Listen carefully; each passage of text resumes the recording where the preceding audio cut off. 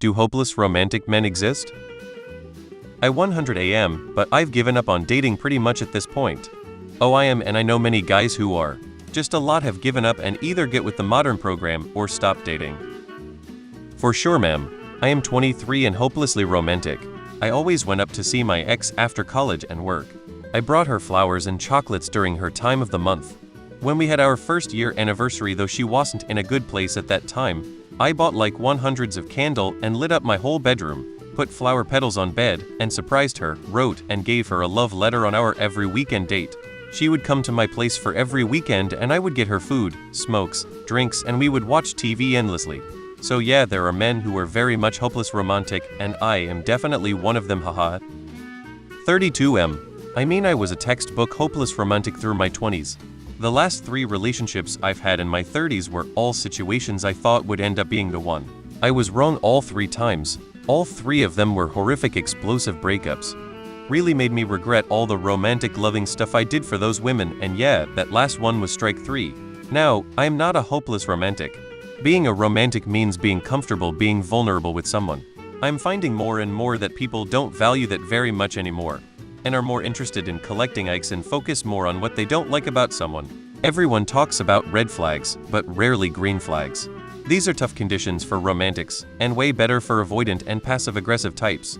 Last year, I thought I made a real connection with someone, and they turned out to be an avoidant and selfish person. Because of that experience, I've thought about suppressing the romantic side of me since the risks of that kind of vulnerability are so high to your self-esteem and confidence. I was a hopeless romantic, now just hopeless lol. The romance in me has died as women don't want romantics, been single for so long I have mostly given up on relationships. Not tall or attractive or make enough money to garner much attention, so I sit on a shelf collecting dust. Hopeless romantics have transitioned to no hope for romance. They get used, eaten up, demeaned, cheated on, and emasculated into not being romantics anymore. Or they are married. I was for a second. IMO women do not actually find the typical behaviors of a hopeless romantic attractive. It usually ends up seeming needy. I am a man. I used to be a hopeless romantic, but over time realized those behaviors were childish, immature, unhealthy, and led to me choosing women that play into my attachment issues.